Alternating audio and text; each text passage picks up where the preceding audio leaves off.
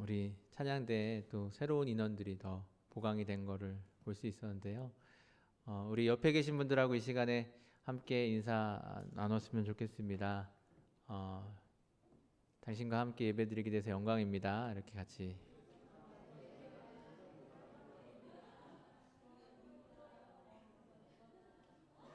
또 이렇게 같이 이야기 인사해 볼까요?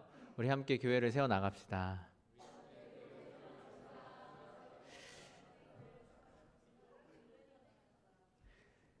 네, 잠시 기도하겠습니다. 하나님 감사합니다. 하나님 이 시간에 하나님 저희들을 주님의 교회로 불러주심을 감사드립니다. 하나님 이 교회에서 주님을 예배하고 주님을 높여드리고 또 주님께 기도하고 주님께 찬양하고 주님의 말씀을 들을 수 있음을 감사드립니다. 하나님 정말 우리가 주님의 뜻에 따라 살아갈 이 시기에 바로 이때 우리가 주님의 뜻에 따라 살아가기 원합니다. 그리고 우리가 이 시간 그 주님의 뜻을 알기 원합니다. 하나님 이 시간 말씀을 통하여 그 하나님의 뜻을 알려주실 때 우리가 이 찬양으로 고백한 것처럼 주님의 뜻에 따라 살아가기를 결심하고 다짐하고 나아가는 시간 될 수 있도록 인도하여 주시옵소서. 부족한 종 주님의 십자가 뒤에 가려주시고 주님 말씀만 이 시간 선포될 수 있도록 인도하여 주시옵소서. 감사드리며 예수님의 이름으로 기도합니다. 아멘. 수련회 이후에 이 성경 통독을 한번 해야겠다. 성경을 처음부터 끝까지 한번 좀 읽어봐야겠다라는 결심을 가지신 분들이 좀 있다고 제가 들었습니다. 저는 그런 결심을 응원합니다. 그래서 저도 함께 창세기부터 시작해서 이렇게 말씀을 좀 나눠볼까 합니다. 강의식으로 이렇게 한 구절 한 구절씩 말씀을 나누는 것은 어려울 것 같고요.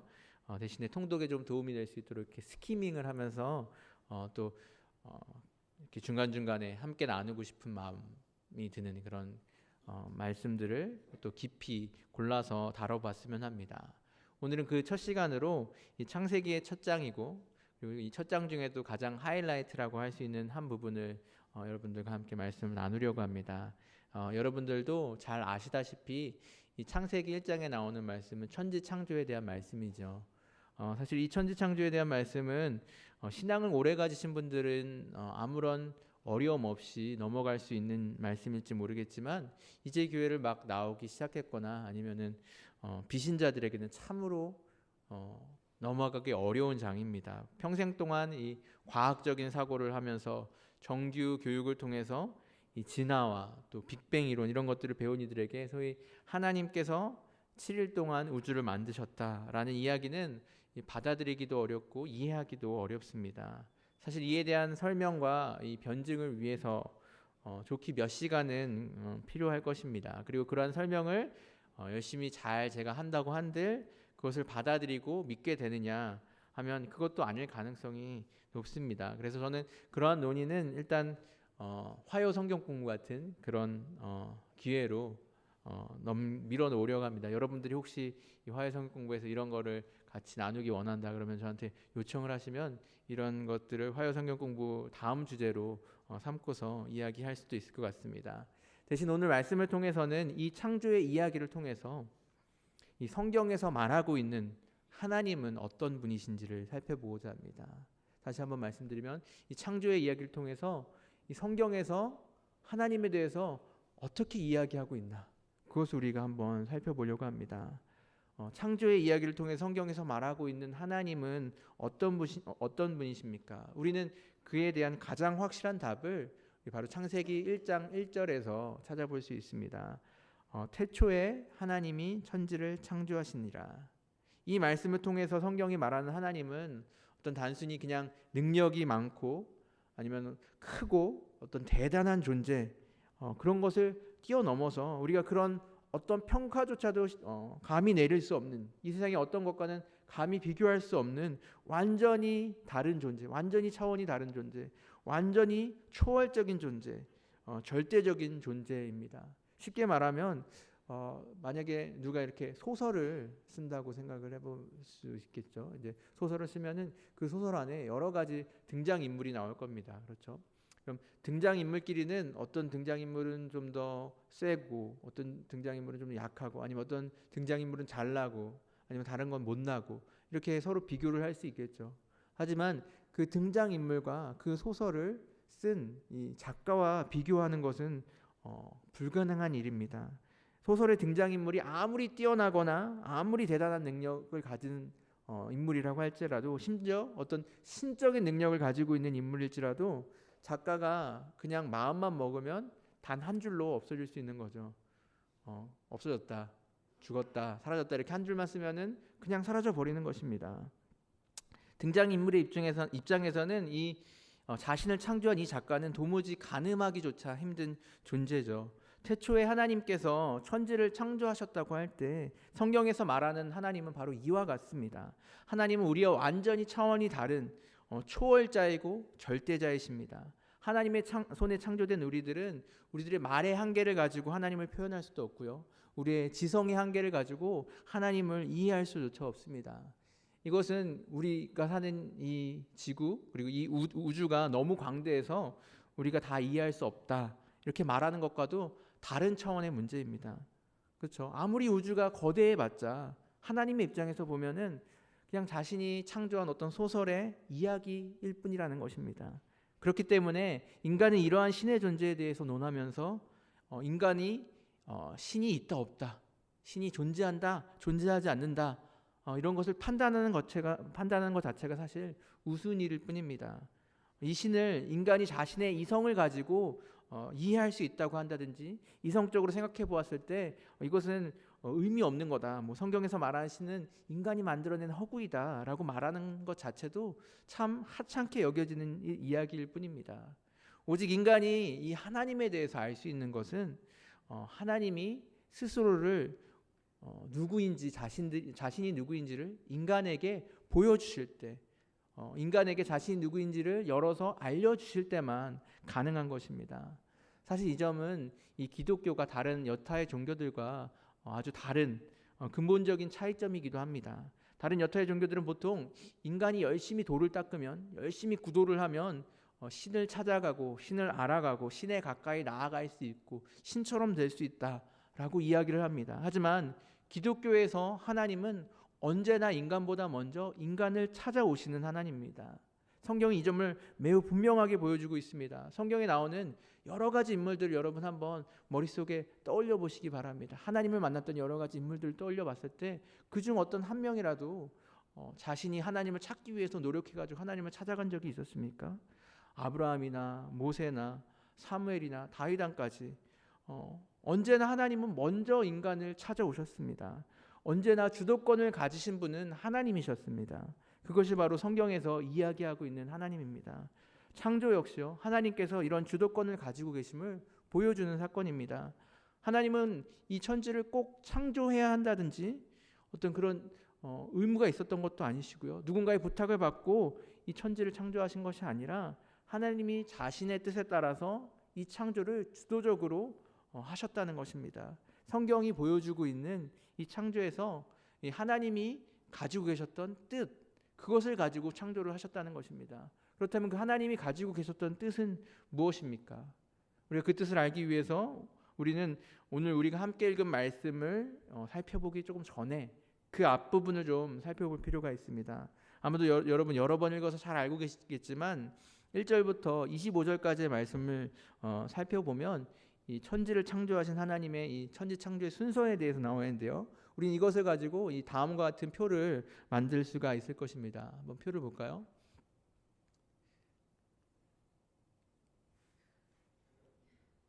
네, 그렇죠. 표가 나왔습니다. 이 표를 보면 첫째 날에는 빛, 둘째 날에는 하늘과 물, 또 셋째 날에는 육지와 땅의 각종 채소, 그리고 넷째 날에는 태양과 달과 별, 다섯째 날에는 하늘의 새와 바다 생물, 여섯째 날에는 땅의 생물과 그리고 마지막으로 사람을 창조하신 것을 볼 수 있습니다. 그런데 이 표를 살펴보면 이 왼쪽 컬럼에 있는 것, 그러니까 첫째 날, 둘째 날, 셋째 날에 창조된 것은 바로 넷째 날, 다섯째 날, 여섯째 날을 창조를 위한 준비 단계였다는 것을 여러분 이 표를 살펴보면 알 수 있습니다. 한번 볼까요? 하나님께서는 빛을 창조하셨네요. 첫째 날, 그렇죠? 그 빛을 창조하신 것은 넷째 날 태양과 달과 별을 창조하시기 위해서 준비하신 것이었습니다. 그렇죠? 둘째 날은 하늘과 물을 창조하셨는데요. 이 창조는 다섯째 날 하늘의 새와 바다의 생물을 창조하시기 위한 준비였습니다. 셋째 날은 역시 육지와 땅의 각종 채소를 준비하셨는데 이것은 무엇입니까? 여섯째 날 땅의 생물들, 땅의 각종 생물들을 창조하시기 위해서 준비하셨다는 것입니다. 다시 말해서 하나님의 창조는 그냥 아무런 계획 없이 그냥 마구잡이로 이루어진 것이 아니라요. 하나님 어떤 계획을 가지고 어떤 그 뜻을 가지고 어떤 목적을 가지고 하나님께서 이렇게 창조를 준비하시고 창조를 하셨다는 것입니다. 그렇다면 하나님께서 마지막으로 창조하신 것은 무엇입니까? 바로 오늘 말씀에 나오는 사람입니다. 결국 하나님은 모든 것을 창조하셨는데요. 그 창조하신 그 이유, 그것은 사람을 창조하시기 위해서 이 모든 것을 준비하셨다는 것입니다. 너무 끼워 맞추는 건 아닙니까? 절대로 아니죠. 우리는 그것을 어떻게 알 수 있습니까? 바로 오늘 우리가 읽은 본문을 통해서 알 수 있습니다. 하나님께서 인간을 만드실 때 어떻게 인간을 만드셨는지 그것을 살펴보면 알 수 있습니다. 우리가 26절을 다시 한번 읽어보겠습니다. 시작. 하나님이 이르시되 우리의 형상을 따라 우리의 모양대로 우리가 사람을 만들고 그들로 바다의 물고기와 하늘의 새와 가축과 온 땅과 땅에 기는 모든 것을 다스리게 하자 하시고, 하나님은 사람을 만들 때 아주 특별하게 만드셨는데요. 바로 하나님의 형상을 따라 하나님의 모양대로 사람을 만드신 것입니다. 세상 어떤 다른 것들을 만들 때 하나님께서 이렇게 하지 않으셨습니다. 그리고 하나님은 이 사람으로 하여금 이 하나님께서 창조하신 모든 생물을 다스리게 하셨습니다. 이것을 통해서 분명히 내릴 수 있는 결론은 바로 이것입니다. 하나님께서 천지를 창조하신 목적, 하나님께서 만물을 만드신 목적은 하나님이 창조하실 때 하나님이 가지셨던 그 뜻은 바로 인간에게 있다는 것입니다. 사람에게 있다는 것입니다. 하나님은 사람을 창조하시기 위해서 우주 만물을 창조하셨다는 것입니다. 바로 하나님의 형상을 닮은 사람을 창조하시기 위해서 모든 것을 준비하셨다는 말씀입니다. 성경 이 사실을 아주 분명하게 얘기합니다. 우리는 하나님의 형상대로 하나님의 모양대로 만들어진 존귀한 존재이고 우리를 위해서 하나님께서 이 모든 우주를 만드셨다는 사실을 이야기하고 있다는 것입니다. 하나님께서 우리를 하나님의 형상대로 만드셨다는 말씀, 그 말씀에 여러 가지 해석이 될 수 있죠. 그 말씀의 뜻이 무엇인지 사실 신학자들은 이 말씀에 대해서 아주 여러 가지로 해석을 하고 있습니다. 먼저는 좀 어려운 이야기가 될 수 있는데 실제론적 견해라고 하는데요. 이것은 무슨 말이냐면 인간은 하나님이 실제로 가지고 있는 하나님의 어떤 성품 같은 것들, 또 하나님이 가지고 계신 어떤 이성과 같은 것들을 가지고 있다는 겁니다. 예를 들면 하나님의 거룩하심, 하나님의 사랑, 하나님의 선하심, 하나님의 어떤 공의, 또 하나님이 가지고 계신 이성, 생각할 수 있는 능력, 또 창조할 수 있는 능력을 하나님이 인간에게 주셨다는 거죠. 이게 실제론적 관점이라고 하고요. 두 번째는 관계론적 견해라고 얘기를 하기도 합니다. 그것은 무엇이냐면 하나님께서 삼위일체 하나님 안에서 가지셨던 그 관계, 그 사랑의 관계, 서로를 너무너무 사랑하시는 그 사랑의 관계를 인간에게도 주셔서 인간이 하나님과 또 인간이 인간 간에 서로 사랑하면서 살아갈 수 있는 그런 존재로서 인간을 만드셨다는 것입니다. 생각해보면 그렇죠. 하나님의 그 놀라운 사랑을 그 관계 안에서 경험하시는 그 행복을, 그 사랑 안에서 느껴지는 그 행복을 인간들도 역시 동일하게 갖게 해주려고 하나님의 형상대로 그것을 인간에게 주셨다는 겁니다. 그것이 하나님의 형상이라는 견해가 있습니다. 또 세 번째는 기능론적 견해라고 하는데 이것은 인간이 세상 속에서 하나님이 하시는 역할, 하나님이 하시는 기능을 할 수 있도록 하나님께서 인간을 만드셨다는 겁니다. 뒤에 나오는 하나님께서 인간을 만드시고 만물을 다스리도록 만드셨다는 그 말씀입니다. 하나님께서 이 만물을 다스리시는 것처럼 인간도 만물을 다스릴 수 있는 존재로 만드셨다는 것이 이 하나님의 형상을 따라서 인간을 만드셨다는 뜻이다라고 이렇게 이야기하는 것입니다.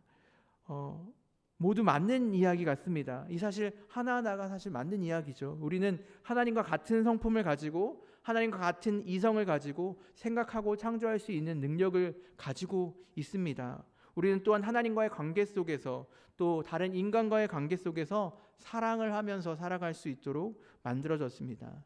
그리고 하나님의 명령처럼 이 다른 피조물들을 다스릴 수 있도록 하나님께서는 우리를 창조하셨습니다. 그리고 이 모든 것을 통해서 우리는 다시 한번 결론적으로 확인할 수 있습니다. 우리는 존귀한 자들입니다. 하나님은 존귀한 존재로 우리를 만드셨다는 것입니다. 하나님의 형상대로 만들어진 존재라는 것입니다. 우리는 하나님께서 이 세상을 창조하신 목적이라는 것입니다. 그런데 우리가 이 세상을 살아가다 보면 이 사회는, 이 세상은 사람을 목적이 아닌 수단으로 만들어버리는 경우가 종종 있습니다. 회사에 나가면 사람은 그 회사의 이윤을 추구하기 위한 수단이 됩니다. 회사의 직원들은 회사에 이윤을 가져올 수 있느냐 없느냐에 따라서 그 가치가 판단이 되고, 그러한 가치에 따라서 등급이 매겨지게 되고요. 또 그런 가치가 없다고 여겨질 때는 가차없이 버려지게 됩니다. 이러한 일들은 모든 분야에서 동일하게 일어납니다. 사람의 가치를 이런 이윤을 가져다 주느냐 없느냐에 따라서 판단을 하고요. 그것에 따라서 그 사람을 수단으로 만들어버리게 되는 것입니다. 이러한 사회를 살아가는 우리들 역시 자연스럽게 이 사회의 가치관을 그대로 받아들이게 됩니다. 우리가 다른 사람들을 우리의 어떤 목적을 이루는 수단으로서 생각하고요. 또 어쩔 때는 나도 그 수단의 하나로 여겨집니다. 그리고 이 세상의 가치 판단에 따라서 나 자신의 가치가 얼마나 되는지를 스스로도 동일하게 판단합니다. 여러분, 세상을 살아갈 때 내가 아무런 가치 없는 사람이라고 여겨질 때가 있습니까? 잘난 데는 한 군데도 없고 잘하는 것은 하나도 없는 그런 사람이라고 여겨질 때가 있습니까? 성경은 우리에게 분명하게 얘기합니다. 우리는 하나님의 형상대로 만들어진 사람들입니다. 우리의 가치는 바로 거기에 있습니다. 어떤 것도 그 누구도 그 가치를 깎아내릴 수는 없는 것입니다. 여러분, 다시 한번 말씀드리겠습니다. 여러분은 존귀한 사람입니다. 너는 아무런 가치가 없는 존재야. 너는 아무것도 할 수 없고 너는 아무런 의미도 없고 별로 쓰잘데기 없는 잉여와 같은 존재라고 세상이 우리에게 말할 때, 또 나 자신이 정말 아무것도 가진 것이 없는 것 같고 미국 땅에 태어났는데 공부도 못하고 미국 땅에 살아가면서 영어도 잘 못하는 것 같고 주류 사회에 잘 끼지 못하는 것 같고 신분도 없고 재산도 없고 아무런 가치도 없이 그냥 하루하루를 때우면서 살아가는 존재라고 여겨질 때 우리는 단호하게 이렇게 이야기해야 합니다. 아닙니다. 우리는 존귀한 존재입니다. 우리는 하나님의 형상을 따라 만들어진 존재입니다. 우리는 그 안에서 우리의 가치를 발견할 수 있습니다. 그리고 또 하나, 우리는 우리 형제와 자매들 역시 그러한 존재들이라는 것을 인정해야 합니다. 나의 형제와 자매들의 가치를 이 세상의 기준, 그리고 우리가 생각하는 어떤 기준에 따라서 그 사람의 외모나 그 사람의 말투나 그 사람의 옷차림이나 그 사람의 키나 아니면 그 사람의 사회적 지위라든가 아니면 그 사람의 재산을 가지고 아니면 그 사람의 신체적 능력을 가지고 그 사람을 판단하기 전에 우리는 그들이 하나님의 형상대로 만들어졌다는 사실을 인정해야 됩니다. 하나님께서 세상을 만드실 때 이 하나님의 형상대로 만들어진 그 한 사람을 위해서 만드셨다는 것을 우리는 분명히 인정해야 됩니다.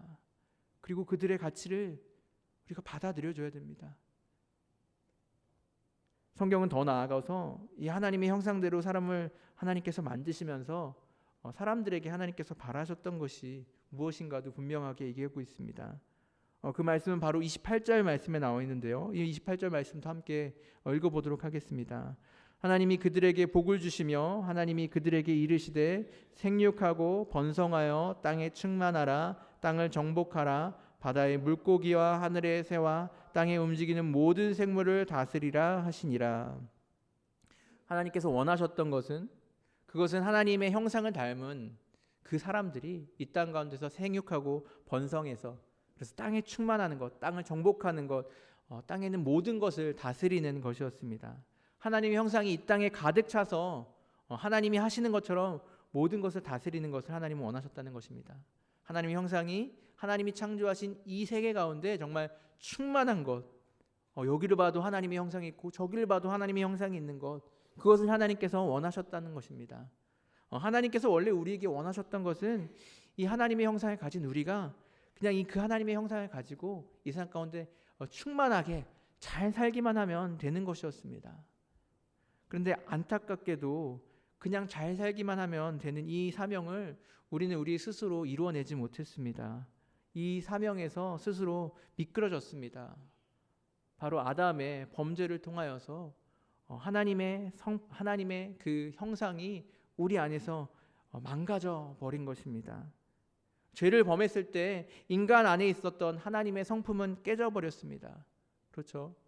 우리는 하나님의 성품을 따라 원래 거룩할 수 있는 존재고 의로울 수 있는 존재고 사랑이 많을 수 있는 존재인데, 그 하나님의 성품은 우리가 죄를 범한 이후에 깨져버린 것입니다. 우리 안에 그런 거룩함이, 그런 의로움이, 그런 사랑이 없어지게 된 것입니다. 또 하나님께서 인간을 만드셨을 때 하나님과 인간 간의 그 관계, 사랑의 관계, 또 인간과 인간 간의 사랑의 관계를 위해서 그 하나님의 형상대로 만드셨는데, 그 하나님의 형상이 아담의 범죄 이후에 깨져버리고 말았습니다. 아담은 자신의 아내인 하와를 이 잘못에, 이 죄의 원인으로 지목하였죠. 그리고 나서 인간과 인간 간의 관계는 깨져버리고 만 것이고요, 하나님과 인간과의 관계도 깨져버리고 만 것입니다. 서로 사랑해야 될 인간과 인간 간의 관계가 서로 미워하는 존재로 바뀌게 된 것입니다. 하나님과 인간 간에 있어야 하는 그 사랑이 그 인간의 범죄 이후에 깨져버리고 만 것입니다. 그리고 또 인간은 하나님의 그 역할을 감당해야 되는, 다시 말해서 이 땅을 다스려야 되는, 이 땅의 모든 생물들을 다스려야 되는 그 하나님의 형상으로서의 역할 역시 하지 못하고 말았습니다. 그 하나님의 형상 역시 깨지고 말았다는 것입니다. 무슨 말입니까? 뱀이 이 하와에게 다가와서 하와에게 이 거짓말로 이야기하면서 이 선악과를 따 먹으라고 이야기했을 때, 하와는 이렇게 이야기했어야 됩니다. 뱀, 너 거짓말하지 마. 하나님께서는 그렇게 말씀하지 않으셨어. 그렇게 이야기하면서 그 생물을 다스렸어야 합니다. 하지만 잘 다스리지 못한 그 상황 가운데서 하나님의 형상은 깨어져 버리고 만 것입니다. 그 결과는 무엇입니까? 이 세상은 인간으로 인해서 오염되고 있고요, 망가지고 있고요, 더럽혀지고 있는 것입니다. 이 세상을, 이 자연을 제대로 다스리지 못하고 있다는 것입니다. 이와 같이 하나님의 형상은 완전히 깨져버리고 말았습니다. 인간은 그 하나님의 형상을 지키지 못했습니다. 인간은 이 세상을 다스릴 수 있는 능력을 상실했습니다. 하지만 하나님께서는 그 형상을 회복시키시기 위해서 우리에게 예수님을 보내주셨습니다. 예수님을 통해서 그 하나님의 형상을 우리 안에서 회복시키십니다. 예수님이 우리 안에 계실 때, 성령님이 우리 안에 거하실 때 우리는 하나님의 성품을 닮아갈 수 있습니다. 그것을 우리가 성화라고 하죠. 예수님 안에서 하나님과 사랑의 관계를, 그리고 인간과 인간 간의 그 사랑의 관계를 다시 회복할 수 있습니다. 그리고 하늘과 땅의 모든 권세를 가지신 예수님 안에서 하나님의 뜻에 따라서 바르게 세상을 다스릴 수 있습니다. 그 하나님의 형상이 회복될 수 있다는 것입니다. 그렇기 때문에 이제 우리가 이 땅 가운데 충만하게 사는 것, 다시 말하면 하나님께서 우리에게 명령하신 그 명령, 하나님의 형상을 이 땅 가운데 충만하게 채워나가는 방법은 바로 이것입니다. 예수님을 전하는 것입니다. 이 세상을 살아가는 모든 사람들에게 그 사람들 안에 있는 망가져버린 그 하나님의 형상을 회복시키는 그 예수님을 전할 때 예수님을 통해서 이미 이 세상을 충만하게 채우고 있는 모든 사람들에게 하나님의 형상이 회복되어질 때 우리는 하나님이 우리에게 주신 그 사명을 온전히 이루게 되는 것입니다. 그리고 그렇게 하나님의 사명을 이루는 삶이야말로 우리 삶에 있어서 가장 가치 있는 삶이라는 것입니다. 그래서 이번 주 화요일부터 전도 훈련이 시작됩니다. 여러분, 바로 이 예수 그리스도를 전하는 훈련입니다. 바로 이 땅 가운데서 하나님의 형상을 회복시키기 위해서 그 일을 감당하는 훈련입니다. 세상에 가장 가치 있는 삶을 위해서 반드시 필요한 훈련입니다. 이것을 통해서, 이 훈련을 통해서 우리가 예수님을 가지고 세상에 나아가 예수님을 전할 때 우리는 하나님의 형상으로 이 땅을 충만하게 채워나가는 그 역할을 감당하게 될 것입니다. 여러분, 이 놀라운 사역에 여러분 동참하시기 바랍니다. 이 놀라운 일에 여러분들도 함께 나아가시기 바랍니다. 나는 마음의 부담은 있는데 도무지 어떻게 전도를 해야 되는지 모르겠다. 나는 이 이야기를 듣고 나서도 전도를 어떻게 해야 되는지 몰라서 나가면 당황하게 되고 또 용기가 없어서 주저하게 된다. 여러분, 그런 분들을 위해서 이 전도 훈련이 있는 것입니다. 여러분, 오시면 어떻게 복음을 전해야 할지, 어떻게 그리스도를 전할 수 있는지 여러분들께 같이 훈련하면서 같이 배울 수 있는 시간을 갖게 될 것입니다. 그렇게 우리가 이것을 통하여서 정말 그리스도의 복음을 전하는 주님의 사람으로서 이 땅 가운데 그 하나님의 형상을 회복시켜 나가는 주님의 사람으로서, 그 하나님의 형상을 닮은 그 사람으로서 세워질 수 있게 될 것입니다. 결론을 말씀드리겠습니다.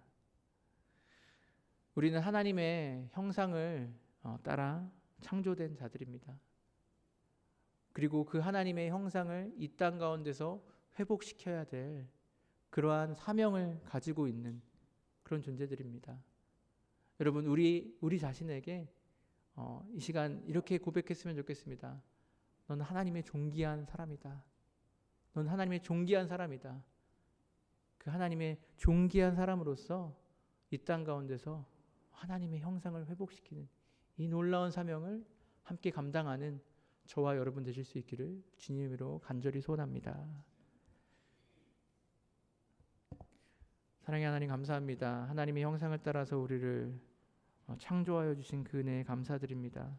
이 세상의 모든 것이 그 하나님의 놀라우신 창조의 손길로 만들어졌으며 그 모든 창조가 바로 우리를 위한 것이었음을 다시 한번 이 시간 말씀을 통해 확인하게 됩니다. 그리고 그 하나님 형상을 닮은 우리가 이 땅 가운데 살아가면서 이 세상 가운데서 그 하나님의 형상을 회복시키는 저희들 될 수 있도록 그렇게 세워지는 저희들 되기 원합니다. 하나님, 우리를 인도하여 주시옵시고 하나님, 우리 함께하여 주시길 간절히 기도합니다. 우리가 그러한 하나님의 형상을 가진 사람으로서 우리 주위의 많은 사람들에게 하나님의 형상을 회복시키는 그리스도의 복음을 전할 수 있는 저희들 될 수 있도록 인도하여 주시옵소서. 감사드리며 예수님의 이름으로 기도합니다.